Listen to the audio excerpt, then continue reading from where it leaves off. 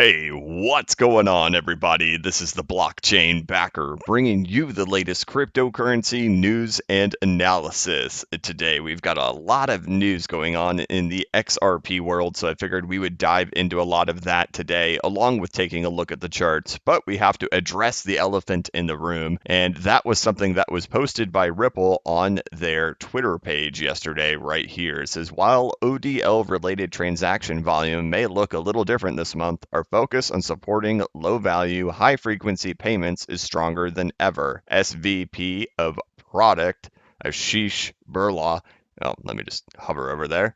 There you go.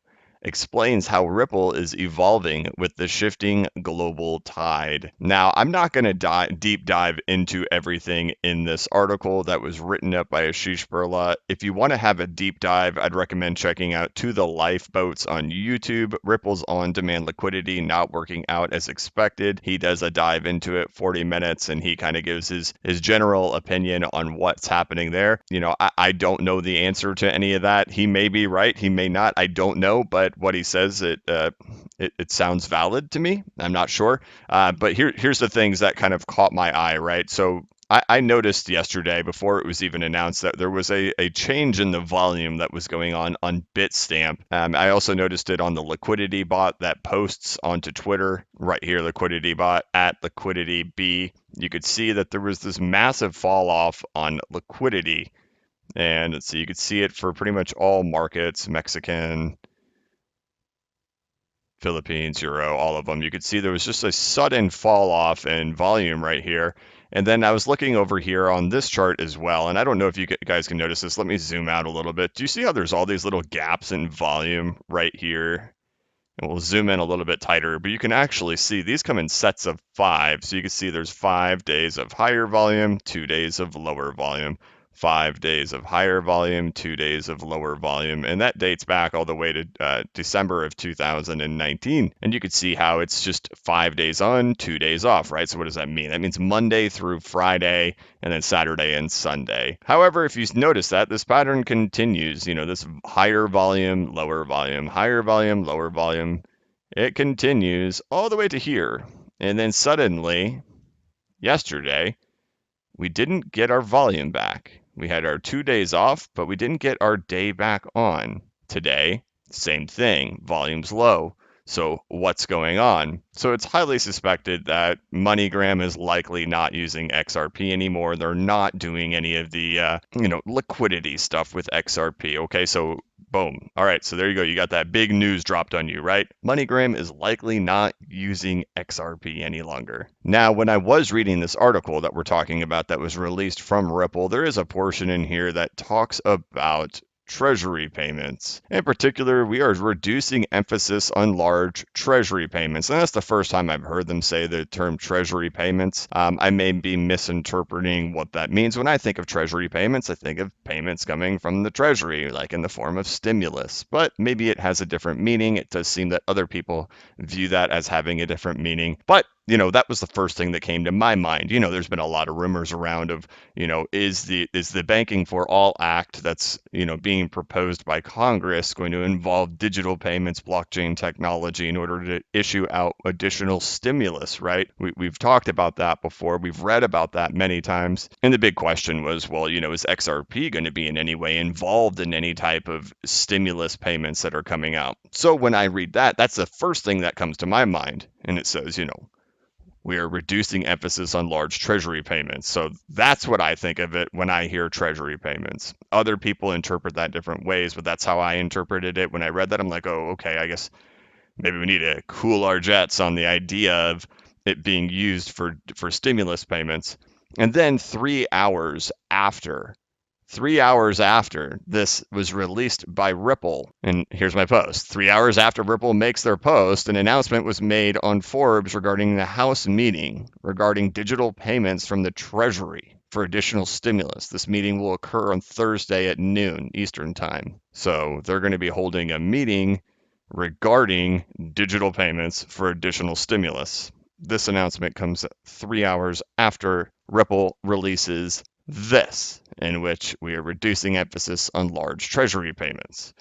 So to me, that's saying, hey, if you're thinking that maybe XRP is going to be used in some way for these Treasury payments or these additional stimulus payments that are going to be discussed later this week, it's not going to happen. Now, that's me just speculating, right? That's me just kind of trying to interpret the information that's been given to me. I think a big criticism that Ripple is receiving in this is that Ripple was incredibly broad with everything they said here. And they are selling it as very positive, but there doesn't seem to be anything positive in this statement. They're pretty much just saying we're not going to be focusing on larger payments anymore. We're going to be focusing on smaller payments. Sam to the lifeboats made a good argument, said, well, hey, if that's the thing that's working for them, then they can continue to work on that and build from there. Maybe they tried to leapfrog and skip a step and, create artificial liquidity by buying it with MoneyGram, and that just isn't working out, and they need to start back at the base and work on the things that they're really good at, which is a lot of the smaller payments, and then let it grow organically from there. It's very possible, but I don't know the answer to that. In the end, they were very broad about what they're saying in here, but in the end, I think what this whole thing is really saying is we're not using MoneyGram anymore. And then when questioned in here, Ripple has never replied to any of the posts in here.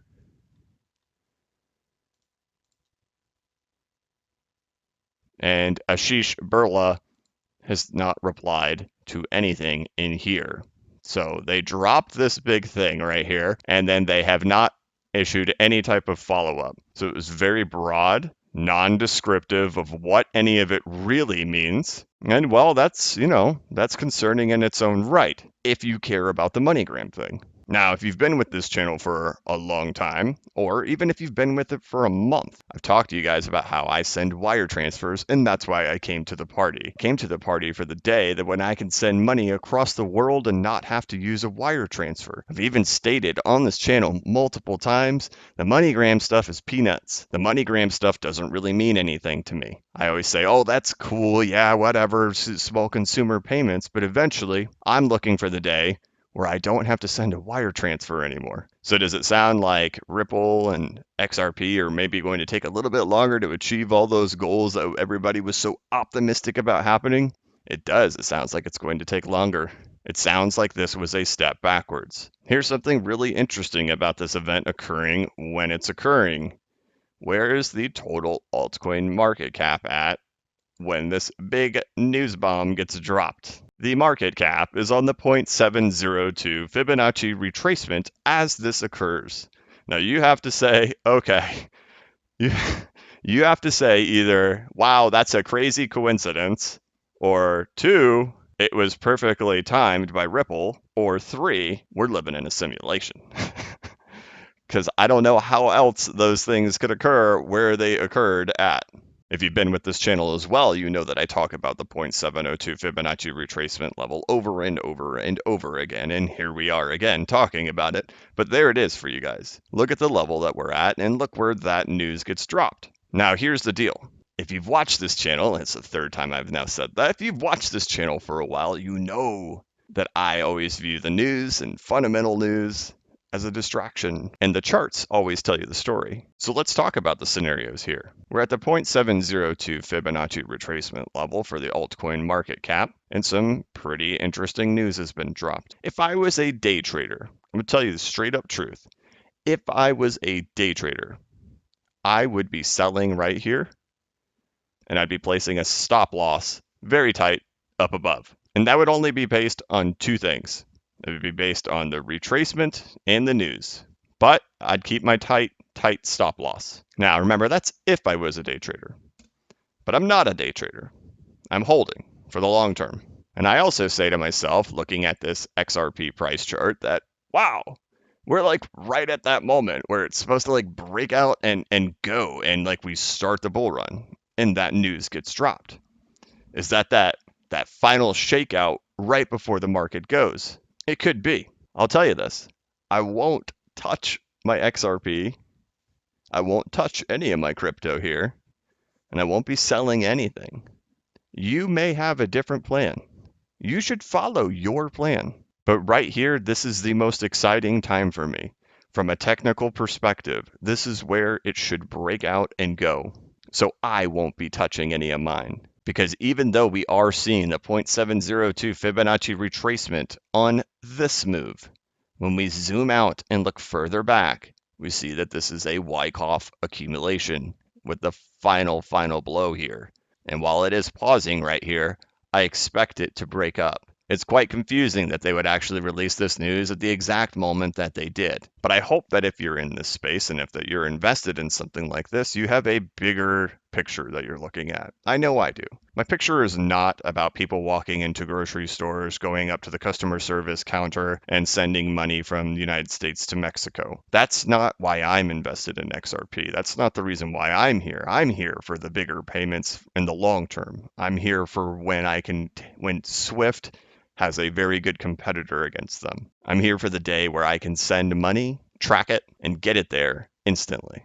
Because I know the pains personally. I know the pains of what it's like for money to take more than one day and have no confirmation of whether or not it was received on the other side. But even if we forgot all about fundamental reasoning, if we just threw it all out the door, we knew nothing about the project, and we went strictly based on technical analysis alone, there's no way I could possibly let go of it right here. So, all right, guys, that's going to be it for this one. I thought we would just address that really quick because it is the main topic going on right now. Again, if you want to see a deep dive of that and somebody talk in depth about it, go check out To the Lifeboats YouTube channel and you can watch that. But I want to thank you guys so much for watching. Please like this video and give it a thumbs up. It means the world to me. Please subscribe to my channel. And please hit that notification bell so that way you can be notified of when I create new content and when I go live. As always, this is not investment advice and I am not a financial advisor. But if you ever need a pick-me-up or a little bit of reassurance, just remember that the blockchain backers got your back. Have a good one.